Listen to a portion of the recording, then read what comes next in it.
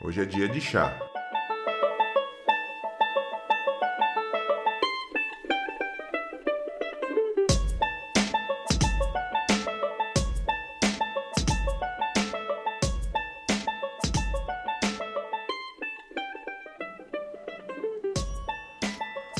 Sensacional, sensacional.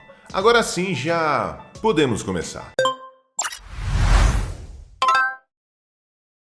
Seja bem-vindo a mais um vídeo aqui do Linux Chips e hoje nós vamos falar sobre uma coisa muito sensacional. Nós já falamos até de certa maneira sobre essas coisas, só que hoje eu vou vir aqui para contextualizar, para explicar um pouquinho melhor. E no final do vídeo eu vou falar o porquê que me levou a fazer esse vídeo, certo? O que me, vamos dizer, digamos, abriu a curiosidade sobre o tema porque eu fiquei sabendo sobre uma fofoquinha aí que eu vou falar só lá no final do vídeo, certo? Só lá no final do vídeo. Muito bem, hoje nós vamos falar sobre o quê? Nós vamos falar sobre distribuição Kubernetes. Como assim distribuição Kubernetes? Eu já ouvi falar em distribuição Linux, mas distribuição Kubernetes? Sim, exatamente isso que você está ouvindo e nós podemos até fazer uma analogia com as distribuições Linux, por exemplo.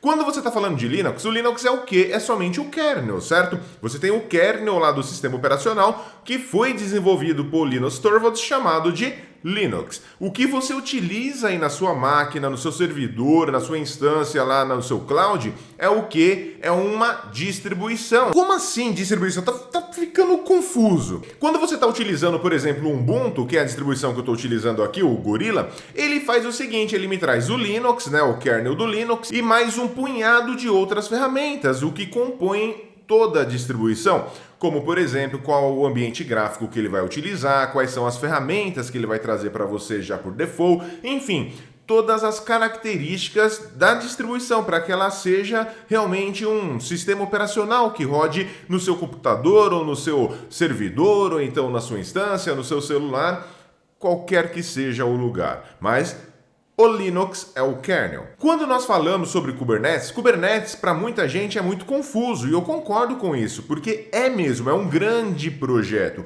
É muitos componentes envolvidos, não é só você instalar um pacote e tá tudo certo. Você tem, sei lá, 20, 30, 40 tipos de componentes que você vai lidar diariamente quase dentro do Kubernetes. Não adianta você somente saber fazer a instalação para que você tenha o Kubernetes rodando lá na sua produção. Muitas das vezes o seu ambiente é no cloud, ou então é somente bare metal, tem algumas características, ou então você tem, a sua empresa tem algumas necessidades que é um pouco mais complicado de você ter isso somente no Kubernetes. Pega o Kubernetes lá e sai utilizando. O Kubernetes, ele é o melhor e maior orquestrador de containers que nós temos hoje em dia, isso é um fato. Mas o Kubernetes por si só, ele não se configura, né? Você tem toda uma curva de aprendizado para configurar o Kubernetes, para ter o Kubernetes rodando realmente pronto para a sua produção. Como, por exemplo, você tem que ter o gerenciamento bom de volumes, você tem que saber como que vai trabalhar com DNS, como que é a parte de rede, segurança, se você tem alguma característica especial, se você quer rodar isso daí em, sei lá, em IoT ou então em devices um pouco menor, como, sei lá, um Raspberry. Tudo depende. E para você fazer todo esse rolê somente no Kubernetes, lá você fazer por si só, é um rolezão. Porque você não vai só depender do Kubernetes, você vai muitas das vezes precisar de um outro projeto, de uma outra ferramenta e fazer essa integração, essa configuração. É aí que entram as distribuições Kubernetes. Nós temos diversas, nós já falamos aqui no canal sobre, sei lá, eu acho que duas que eu me lembre, que foi com o OpenShift, com o sensacional Otávio, mano. Falar nisso, tá aqui embaixo o Twitter do Otávio. Cola lá no Twitter do Otávio e fala assim, ó, volta Otávio, queremos mais vídeo do Otávio aqui no canal. Então vamos lá encher o saco do Otávio no Twitter, tá aqui embaixo, volta Otávio, certo? Volta Otávio. Certo? Então, nós falamos do OpenShift, por exemplo, com o Otávio aqui. Nós falamos também sobre o K3S no momento lá que eu estava brincando com o meu cluster Raspberry, que eu estava utilizando lá o K3S nesse cluster. Então, nós já tivemos 2 vídeos aí falando sobre distribuição. Eu não lembro se teve outro não, mas enfim, teve pelo menos 2 vídeos nosso aqui do canal da Linux Chips falando sobre distribuições Kubernetes. Agora, hoje, o papo aqui é o quê? Primeiro, esclareceu que é uma distribuição Kubernetes, que nós estamos falando aqui. Por exemplo, o K3S é uma distribuição super leve, boa para você rodar no seu Raspberry ou no seu IoT. O OpenShift já não, é uma solução mais enterprise, super robusta, que vai configurar basicamente tudo para você. Você tem uma telinha pronta, sei lá, para criar seu Ingress, para criar tudo, Service Mesh, enfim. Você vai ter todas as características possíveis aí de um cluster Kubernetes turbinado, certo? Tudo pronto para você, com uma telinha, tudo certinho, você somente precisa configurar o próprio OpenShift, certo? Mas hoje eu quero mostrar outras opções também para vocês. Vamos falar sobre alguma delas. Para isso, eu vou compartilhar aqui a minha tela com vocês. Todo mundo tá enxergando aí? Faz assim com a cabeça para saber que estão enxergando. Tá enxergando? Tudo bem, então eu vou tomar aqui um golinho de chá. Peraí. Chá delicioso esse aqui é gostoso mesmo. Bom pra caramba, tem cranberry, coco, mano, um mix bem louco. Bem, olha só, estamos aqui então na página do nosso querido idolatrado projeto do K3S, k3s.io. Ele tá mostrando aqui como que você faz para instalar ele, mano. Ele é super tranquilo, é super simples mesmo. E ele fala para que ele é bom, né? Ou então, ó, great for, né? Para que ele é excelente aí. Para Edge, para IoT, para CI, para ARM, né? Os ARM são os nossos queridos idolatrados aí, Raspberry, certo? Aí tá falando o porquê que você deve utilizar esse cara, ó, pela simplicidade, pela segurança, otimizado para rodar na arquitetura ARM, tanto na ARM 64 como na V7. Então é sensacional. Eu executo ele aqui no Raspberry Pi e sou bastante feliz. Então ele falou assim, ó, você pode rodar ele desde o Raspberry Pi para até mesmo numa instância A1 4X Large lá da AWS, certo? De 32 GB. Então ele funciona maravilhosamente bem sempre. Aqui ele fala um pouquinho sobre a arquitetura, como que isso funciona, né? Que tem a parte do server, do agent, utiliza o Containerd como container runtime, sensacional. Então esse cara aqui é o K3S, é uma ideia já o que com uma pegada mais para pequenos devices, né? Então se você tem um IoT ou um ARM aí da vida, é sensacional. Dá uma olhadinha, tem vídeo aqui no canal, dá uma procurada aí no canal que tem vídeo aqui falando sobre ele. Logo mesmo eu vou falar de novo porque eu vou ressuscitar meu cluster Kubernetes, porque eu preciso fazer umas paradas aqui com o meu Raspberry, e aí nós vamos falar sobre ele novamente, fechou? Bem, o que mais que nós temos que falar aqui? Vamos ver, então, tem aqui o K3S, deixa eu já fechar. Outra distribuição bem legal também é a da Canonical, né, lá do pessoal do Ubuntu. Tem o Multicloud Kubernetes on Ubuntu, certo? Multicloud Kubernetes on Ubuntu, então fique à vontade lá para dar uma olhadinha. Daí tem o Micro Kubernetes, que é sensacional, certo? Tá falando aqui para que ele é bom, né? Single Package Install, Upstream Release Tracking, suporta o Istio, o GPU, olha só, bem legal. Daí nós temos o outro aqui que é o Charmed Kubernetes, certo? Que é Multi-Cloud Cluster aqui. Aqui é uma ideia de Workstation, DevOps, Edge, IoT, né? Aqui, na minha pegada do K3S, aqui já é para multi-cloud, até a cluster multi-cloud, então Bare Metal, então em cima de VMware, que é bem legal, a galera sofre bastante em Bare Metal e também em VMware. Também tem para AWS, certificado para AWS, não, para as clouds todas, né? Certificado pela AWS, Azure e Google, se eu não me engano. Para Public Clouds, olha só, Storage Network Integration, de Load Balancer, tudo tem integração bonitinha com os Public Cloud.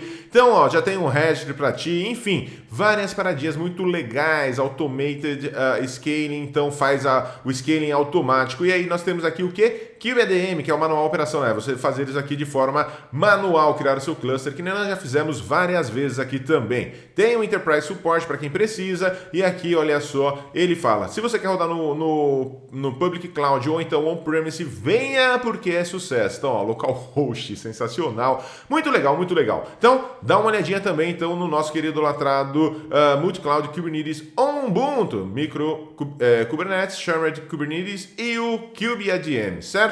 Outro carinha que é bastante famoso é o nosso querido idolatrado Rancher, certo? Tá na segunda versão, se eu não me engano, e é bem legal. Eu brinquei com ele na primeira versão, eu não achei muita graça não, ele era quase que mais uma UI só mesmo, só que na versão 2 aí o bicho já pegou, já tá bem mais legal. Então olha só, vamos ver aqui os produtos que ele tem para data center, tá vendo? Para dev, daí tem o RKE, sensacional, sensacional, que também é uma distribuição super leve, aí já vem já os pop-up aqui na cara.